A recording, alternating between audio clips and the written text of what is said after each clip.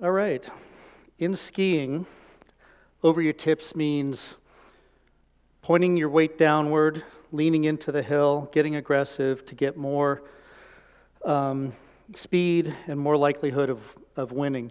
But it also means getting too far over your tips, getting to the point of plowing into the snow and causing you to lose control. So let's look at what happens when we get over our tips with technology. Timing's hard on this one.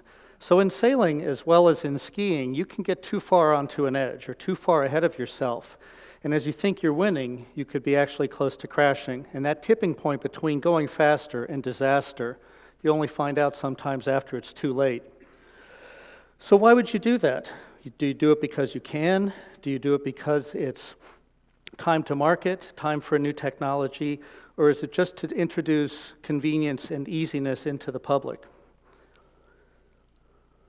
So let's look at some examples of getting ahead of ourselves on technology, including storage media, social networks, energy, food, Internet of Things, location-based services, Google Glass, self-driving cars, robots and drones and cyborgs, artificial intelligence, hackers, and even magic. As we look at our storage technologies over the years and how we're saving all of our records, the digital technologies are becoming more and more complicated. Are we even going to be able to read them in 50 years compared to Gutenberg's Bible or the scrolls from 2,000 years ago? More and more we're getting into social networks and exposing everything about ourselves personally. But are we thinking at all about the privacy matters involved? And hackers love social networks. Why would you hack Ashley Madison or Facebook or LinkedIn? New energy supplies are top of mind for a lot of people. We're trying to get off of fossil fuels, but you look at wind farms, they can actually change the weather, or hydroelectric dams that can change an ecosystem, or even geothermal that can change ground temperatures. Or food supplies, where plastic bottles fill our landfills. We're engineering sweeteners, genetically modified organism. In 1800s, radium and cocaine were popular health aids. What's next, Soylent Green? Internet of Things and machine-to-machine communications are going to significantly supersede person communications. And we have electric meters talking to the electric company, thermostats talking to Google, fitness devices talking to who knows what. Location-based devices will always know where you are, from where your car is to where your cell phone is. Again, are we thinking about the privacy matters with that? You are here, and we know it. What about Google Glass? Huge technological advance. Google promoted it as a fashion statement. If you look at the top from the right to the left, the guy on the left doesn't look like much of a fashion statement.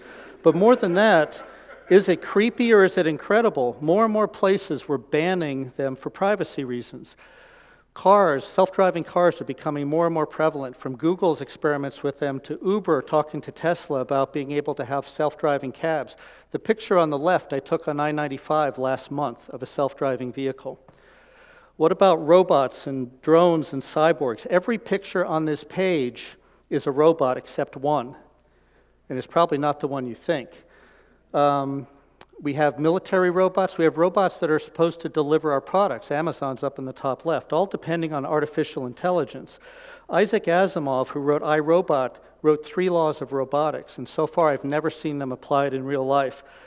Scientists are starting to question the advance of artificial intelligence to the point where 40,000 have signed a petition to slow it down, including Stephen Hawking. Hackers love connected world, from the guy who hacked into an airplane while it was in flight to hackers of baby monitors and hackers getting into connected cars. Arthur C. Clarke, who wrote 2001, A Space Odyssey, said, "Any sufficiently advanced technology is indistinguishable from magic." Is this how we want to actually be experiencing our technology, where we understand it to such a small extent that it's magic to us? So we need to manage the benefit and the risk, looking at whether we're going to change the world or have unintended consequences, whether we're going to increase profits or face personal injury, with reputation damage, with bankruptcy or fame and fortune or coolness, or maybe the end of humanity. So how do you manage this? Sun Tzu, 2,500 years ago, said that the general prepares for his battles in advance. Donald Rumsfeld, in a really cool statement that you can read, said, there are things we know, and ended with, there are things we don't know, and those are the problem ones. And Stephen Covey said, let's begin with the end in mind.